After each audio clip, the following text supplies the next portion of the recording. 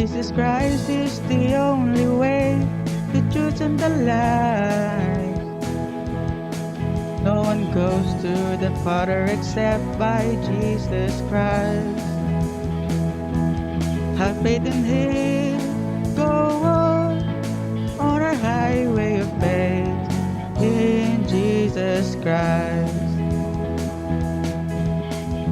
Go, go, let's go together to faith, a highway of faith in Jesus Christ.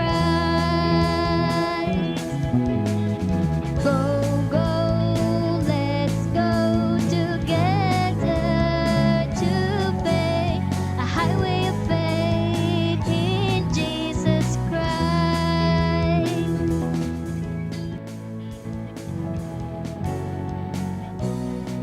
Magandang araw! Halina't tuklasin natin ang Book F ng Faith Highway. Go and tell your friends about Jesus. Go and tell the world about Him. Tell them that He died for them. Tell them that He rose again. Tell them that to heaven He went away, where He is preparing mansions for His children, and He's coming back again today. Go and tell your friends about Jesus. Go and tell the world about Him. Go.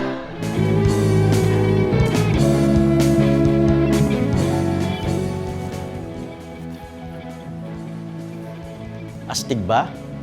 Suot ko lang naman ang buong baluti ng Diyos. At sa araw na ito, ay pag-uusapan natin ang tabak ng Espiritu. Tandaan natin na ang mga sundalo sa hukbo ng Diyos ay nakikipaglaban sa demonyo at sa kanyang mga maitim na plano. Kaya kahit na hindi natin nakikita si Satanas, minsan ay gumagamit siya ng mga bagay o tao para matupad ang lahat ng kanyang mga plano.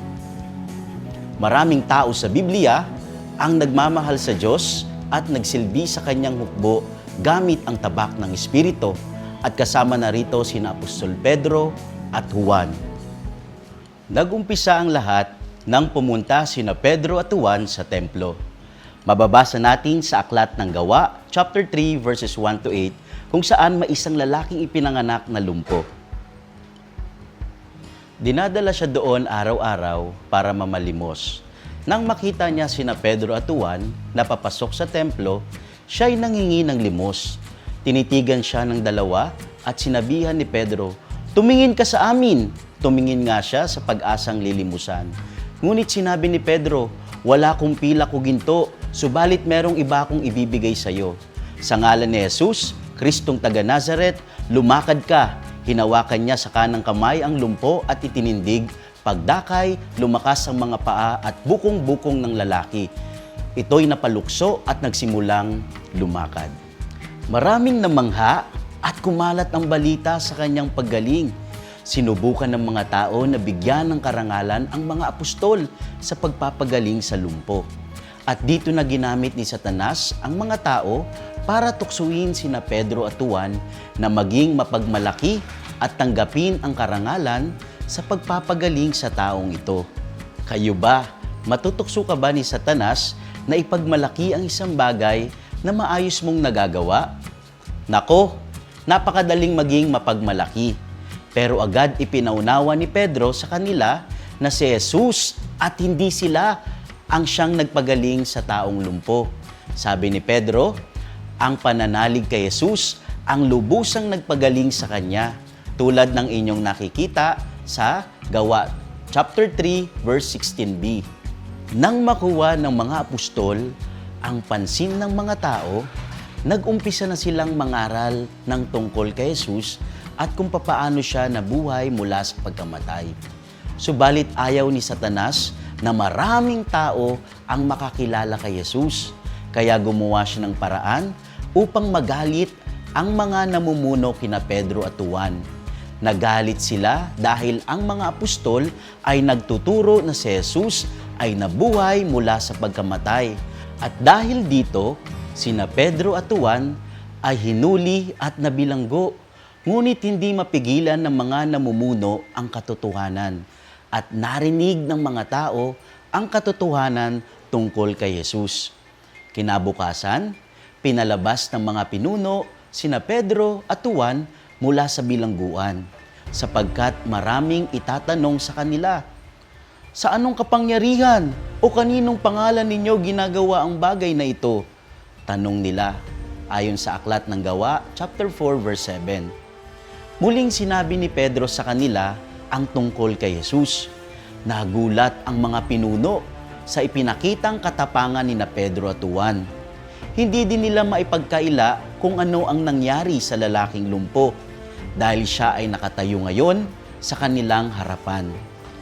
Dahil ayaw ng mga pinuno na magpatuloy ang mga apostol na magsabi ng tungkol kay Jesus, kaya pinatigil sila. Kaya ang ginawa nila Pedro at Juan ay magpakalakas sa Panginoon at sa kapangyarihan ng kanyang lakas. Ibig sabihin ay kailangan nilang maging matatag at hindi matakot. Sabi pa nila, kayo na po ang umatol kung alin ang matuwid sa paningin ng Diyos. Ang sumunod sa inyo o ang sumunod sa Diyos. Hindi maaaring di namin ipahayag ang aming nakita't narinig. Ayon sa Gawa, chapter 4, verses 19b and 20. At dahil sa wala namang batas na nilabag sina Pedro at Juan, hindi sila mapanatili ng mga pinuno sa kulungan. Ang galing, hindi ba? Ang makapangyarihang kamay ng Diyos ay patuloy na kumikilos.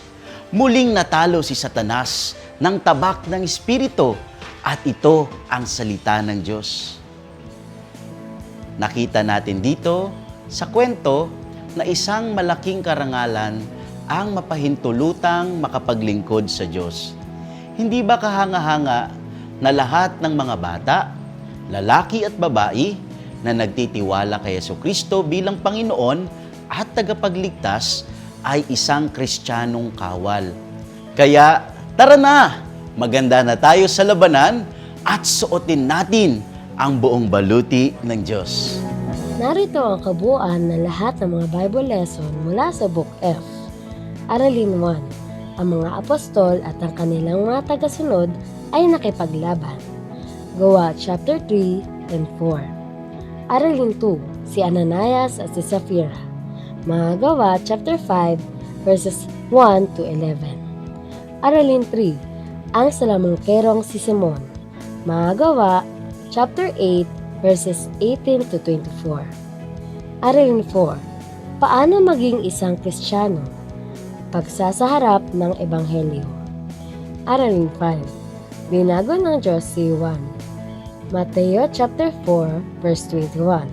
Marcos 9 verse 38. Chapter 10 35 to 37. Lucas chapter 9 verse 54 at unang 1. Aralin 6. Bigyan ng mga kagamitan ng Kristiyanong kawal. Efeso chapter 6 verses 14 to 18. Aralin 7.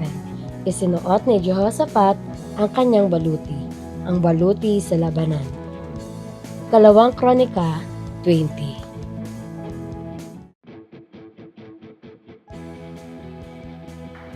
Totoo nga na ang Diyos ay nagbigay sa atin ng tabak ng Espiritu, ang salita ng Diyos. Isa ito sa baluti ng Diyos para tayo ay maging handa sa bawat pagsubok sa ating buhay.